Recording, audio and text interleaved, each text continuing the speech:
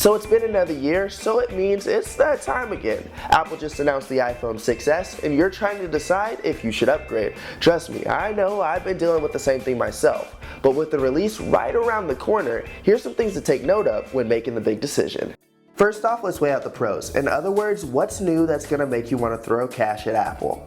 Well, it's the notorious S model, the version that is kinda new, but not the kinda new that everybody will be able to notice easily just by looking at it. So because of that, things get personal. Are you happy with the speed of your current iPhone? How about your camera? Think about things like this. The iPhone 6s features an all-new 64-bit A9 chip. What's that mean for you? Well, coming from the iPhone 6, that means up to 70% faster CPU performance and even up to 90% faster GPU performance. In other words, loading apps and the quality of how they run will receive a massive improvement, and your phone will also be able to handle more in the apps it runs. If you're coming from a 5 or a 5S, having the performance of a 6S will create almost a day and night exchange. For all of these and the 6, the specs of the camera seem to promise the same. Coming from 8 megapixels to 12 megapixels on the iSight camera is big, but the major feature to me is the ability to record 4K videos. Live photos are also a 6S exclusive, but I hardly recommend this feature as being the ultimate deal breaker. What's left? Well, the design is ultimately the same as the 6, so you won't have that wow factor of walking down the street and having somebody notice that you have a 6S unless you have the new rose gold color option.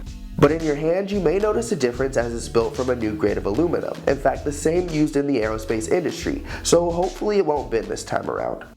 But here's the kicker of all 6S features, 3D touch, the feature that is the major selling point. For owners of the 5S or below, it makes the decision almost a no-brainer. But for owners of the 6, like me, it keeps me contemplating late at night trying to decide whether or not the feature's worth it to not just wait to get it on the iPhone 7. Apple claims this is the new form of multi-touch, and from the looks of it, the increase in functionality looks practical and quite promising.